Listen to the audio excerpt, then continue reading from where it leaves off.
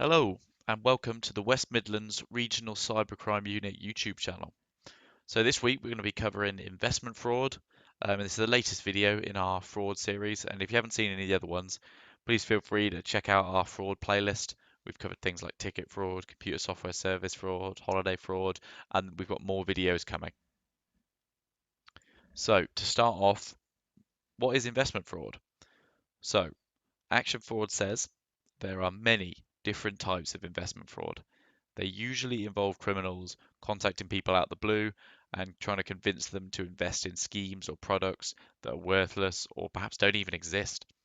Once the criminals have received the payment, they cease contact with the victim.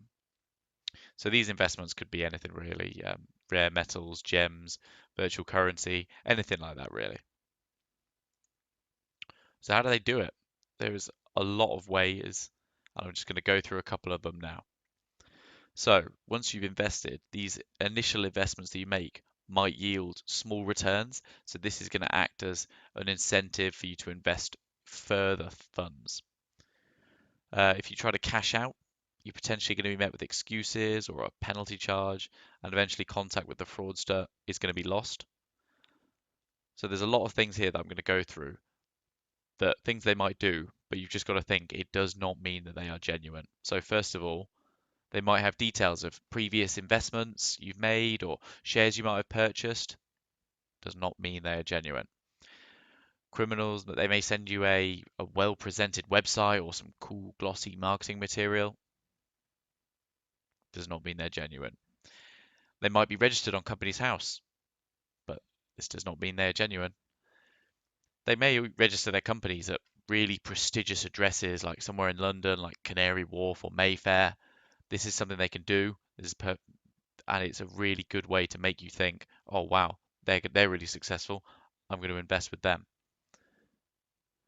They might claim the investment is a once in a lifetime opportunity. This is only to put pressure on you and to make you think, oh my God, I can't miss out on this. I really should invest. It's a trick. They're trying to convince you to do it.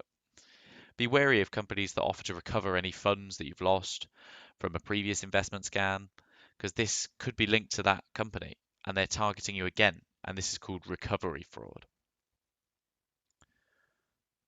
So, how can you protect yourself? What can you do? A couple of things you to think about.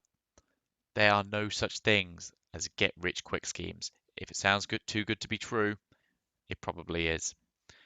Genuine investment companies, they're not going to cold call you, and you really should be wary of anyone who does. And this is something we talk about a lot in these fraud videos.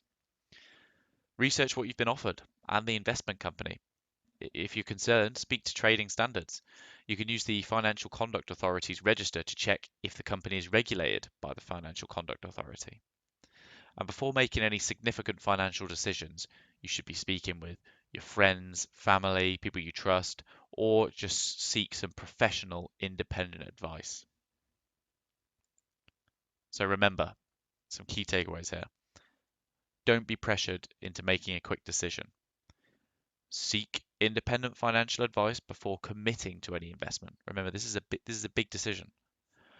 Why would a legitimate investment company call you out the blue? Just something to think about. So thank you so much for watching this short video on investment fraud. For more information about it, please visit the Action Fraud website and the Take 5 website. If you have fallen victim to fraud or cybercrime, please contact Action Fraud and submit an online report. This video is making use of the latest Action Fraud and Take 5 guidance at the time of recording. Thanks again for watching. Goodbye.